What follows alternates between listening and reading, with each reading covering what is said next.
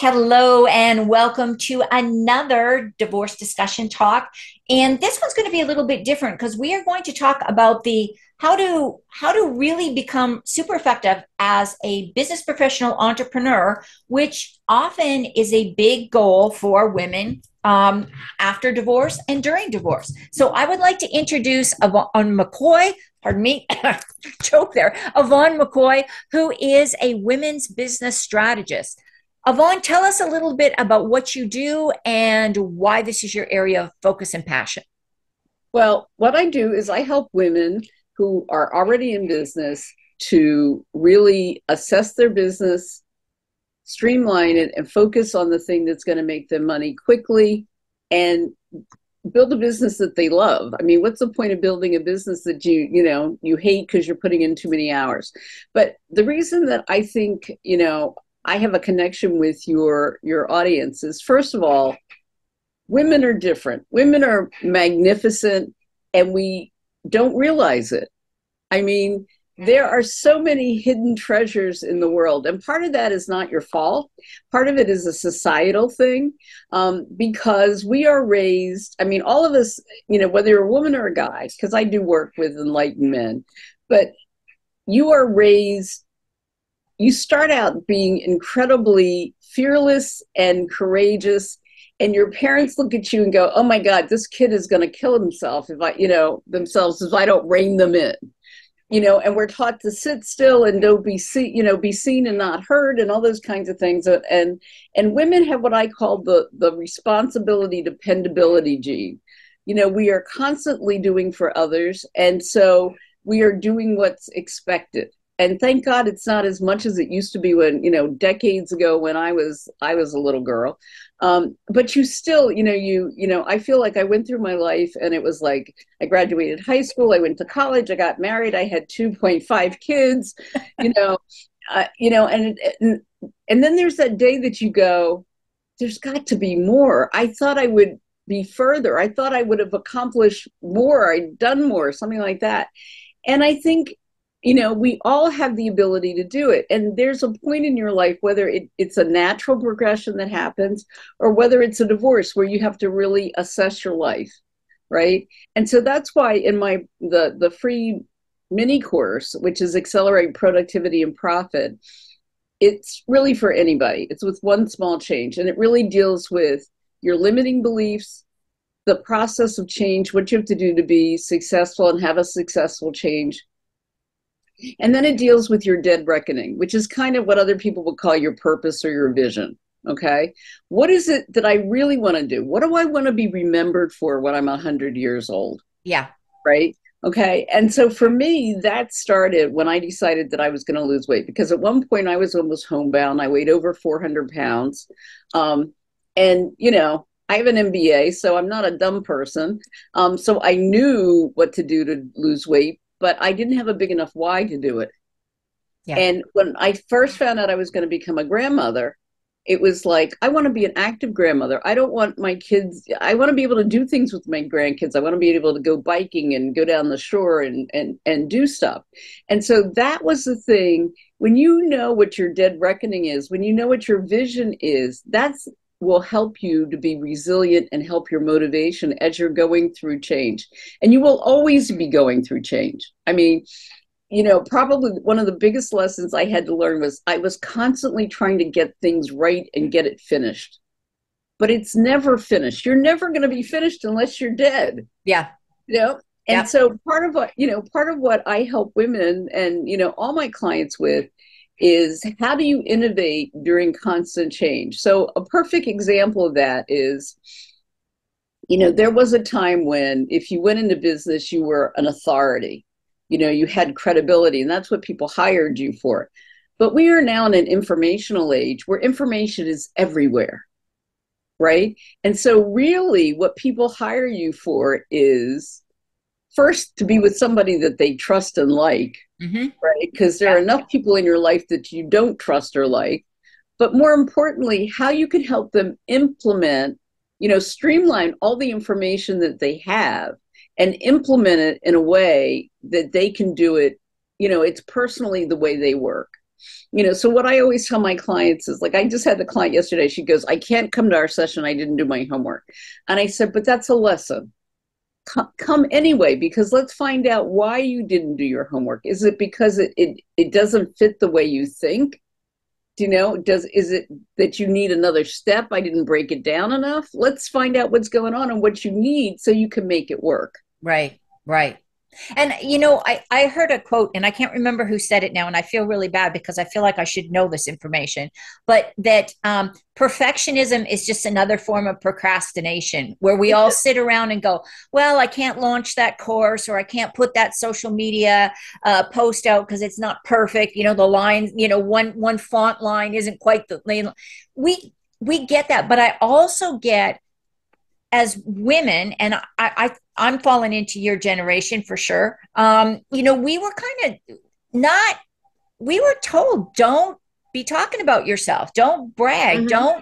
Don't put Yeah. yourself out there. Don't call yourself an expert. And it wasn't necessarily because we were women. It was just because that's not what girls were supposed to do. They were supposed to sit down. I know so many women who were, and I'm going to use generational terms here, who were secretaries. Now I think they're called assistants to, say, a CEO, they were running the company. The CEO wasn't doing anything. But they're the person, the CEO getting the $1 million, and here's the secretary working for maybe 30,000 a year and doing everything that the CEO was doing. You'll relate to this. When I was getting my MBA, we had a case study, and the case study was that this woman was promoted. She had basically mentored everybody that had gone up the chain, right? And she got promoted and didn't do well in the new promotion. And so everybody in the class except for me said, "Well, fire her." And I was like, "Are you crazy? Yeah. She's just in the wrong role. You have invested 20 years in this woman. She knows everything." Yeah. And my teacher said, "You're going to work with small business, aren't you?" Like, you poor thing. And so I think,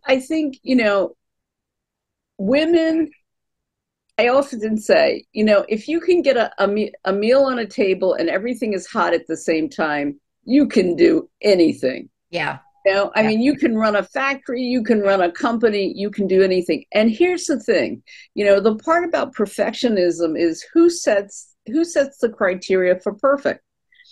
The thing that makes you different from everybody else is the piece that will make you succeed and will make you money in life. I love that. Because there's so much noise that it'll help you to stand out in a way that you feel comfortable. Right.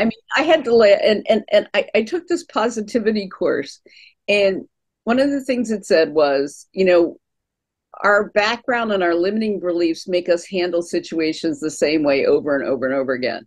If you can stop yourself and say, what is the gift? What is the opportunity from this bad thing that happens? You can start to change your direction. And I have found that so helpful. And I'm a mess when it comes to tech, right? And I thought I had moved from one platform to another. And I went back, I had a client and said, something's not working. I'm like, how did you even get this? Right. Yeah.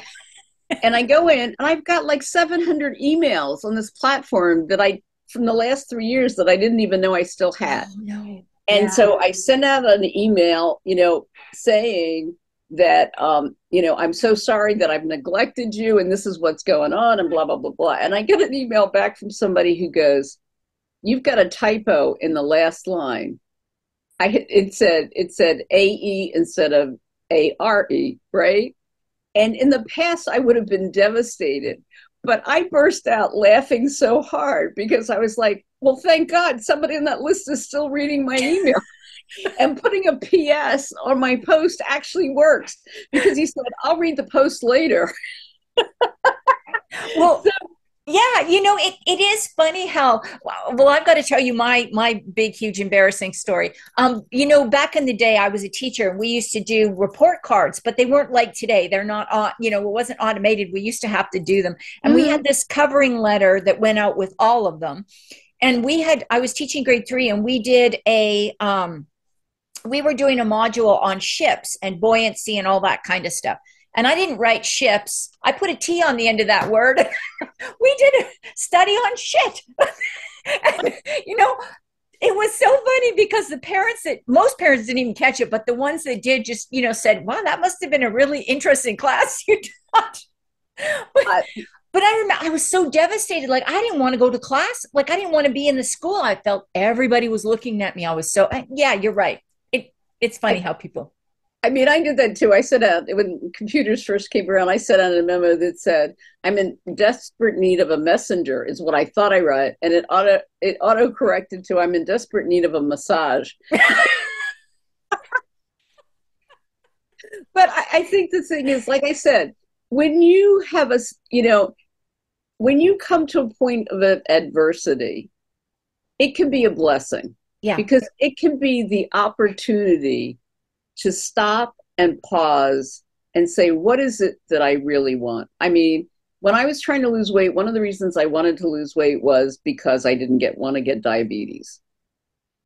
And, sure enough, I still got diagnosed with diabetes and I was devastated. I felt as if my body had turned on me. I was like, I'm doing the right things. I've lost 100 pounds. How is this happening? Yeah. Right. And I was devastated. And then I went, you know what? Maybe this is what I need to be able to say, I don't care, about other stuff. I need to put myself first. Yeah. Right. I need to make myself, put myself and say, okay, I need to make the time to exercise, regardless of what's going on with everybody else in the house, or, cook the foods different ways, even though my kids don't like it. And so, and I think the other thing is, and I could be wrong, but I think the other thing is we tend to blame ourselves, whether it's our fault or not. I came up with a system. I like models and systems, and I called it the 3 Ps. So when I was losing weight, and I did something and I gained weight, or I did something that I didn't think I should do, the first thing is, I'm a terrible person. Why didn't I do this? Whatever. And so I started with, what is the procedure? In other words, were there good foods in the house for me to choose from? Did I do my shopping? Did I have clothes to exercise in? Did I, to help me exercise? Then I went to, okay, did I know how to use what I had to do? Did I know how to use the machine? Did I, whatever, had I put time in my calendar? And then what can I, the third P is being proactive. What can I learn from this so that I don't repeat it again? And I think that every time, and I'm sure divorce is the same thing. Nobody stays the same. Now, I've lived with my husband. This in 2024, it'll be 52 years. Yay! How wonderful. Love those stories. But this is what I'll tell you. We've probably had 5 or 6 marriages in that 52 years. And the reason we're not divorced is because we've never learned to make a decision together. I mean, it still takes us forever to decide what movie to watch on TV or whatever. And so we are different people than we were when we first got married. Sure. And Yeah. so just because the marriage didn't last doesn't mean that you've lost your value. You have become hopefully a better person that on both sides, right? I Right. mean, and so I think that's a really important thing to understand, is that change is constantly happening. And the person that you were when you got married, I mean, I often laugh because all my friends that got married, who all had fancy weddings and these beautiful wedding dresses and stuff like that, they were marrying a fairy tale. Right. And they all ended up divorced. Okay. My husband and I were 2 hippies without 2 nickels to rub together who eloped, and our wedding announcement said, only God could have put us together because no man in his right mind would have. And we got married, we eloped on April Fool's Day. Well, there you go. So when everybody, because we had that was our favorite song, right? And when we told people, they thought we were joking. And like I said, we are still together, right? Because one of the things that we said was, part of our vision was that we wanted to be friends, and that Yeah. we sounds horrible, but we put ourselves before the kids because we felt like if we had a strong relationship, we could be strong parents. That doesn't sound horrible to me at all. I think that's a really, really practical thing. Yvonne, you have shared a ton of information. I love your stories, and we need to have you back on and do a podcast and talk about business strategies, I think. But I love your personal stories. So, do you see, just kind of as a wrap up, do you see a lot of women coming to you looking for support in developing their business that's not so different than that, really? Because I know when I started my business doesn't look the same, like, 20 years from when I Mhm. started it. It looks dramatically different. And if I'd have stuck with that original model, I don't think I'd still be here in business today. Right. And that's why the VIP formula is your vision, innovation during change, and your your profit uniqueness, so Right. that you can capitalize on things. You can, and I kind of say it's kind of like having a junk drawer. As entrepreneurs, we have a tendency to go after the bright shiny object. We collect stuff, Yeah. right? And it's about dumping that draw out and saying, okay, what is it that you really want to accomplish? Let's get rid of some of the other stuff. And in the process of that, you find gold. Yeah. And some of it's the stuff that you absolutely started with because you had a clear, you had a clear idea of what you wanted. And so putting that together in a way that you can evolve your business and grow it and see different things for yourself. And just Um, having somebody like you that can not tell you what to do, but help you evaluate, assess, and strategize what are the useful tools in the box, and what ones just need to go. Yeah. my goal is to get you out of the day-to-day doing and get you into the CEO seat of your own business. Love that. That And I you're think I strategic. think that's a great final message. But do you have any specific word of wisdom or words of wisdom that you think would be helpful for women who are either currently having their business, already have a business, or maybe are thinking of starting one through the divorce process? They're looking at maybe moving to an entrepreneurship or moving up in their own career. Two. One is join a community, networking or whatever. I used to think that was you waited till you were an expert to do that. But if you join a community and find like-minded people to bounce your ideas off, you will grow so much faster. And believe me, you have value to add just by the fact that you're there and your experience. That was a hard lesson for me to learn. And the other thing is entrepreneurship is not for the weak of heart. You should, it is a journey, so you need to learn to navigate. You need tools in your toolbox. Yeah. Yvonne, thank you. I love that. Definitely, we're going to have you on a podcast and do a much longer talk. But I think these are some great strategies, great ideas to get women started, or men. If people want to find out more about you, what is the best way to go about that? You can find me on LinkedIn at Yvonne McCoy. You can find me. I'm gonna send you some things because I have a free gift that they can have, that whether you're in business or not, even though it's titled Accelerate Your Profit and Productivity with One Small Change, but it is about your mindset, your change, and your dead reckoning. Then it's a foundational piece before you get into business. And I have monthly workshops that you can come to, and I'll give you the links for that so that people can come. And I will make sure that they get put in the show notes that'll be right below this YouTube video. So, Yvonne, thank you so much for being here. Really appreciate all your insight, and I love your humor. So, thank you so much for sharing Humor all is of that important. important information. So, again, Yvonne, thank you so much. Thank you. Bye.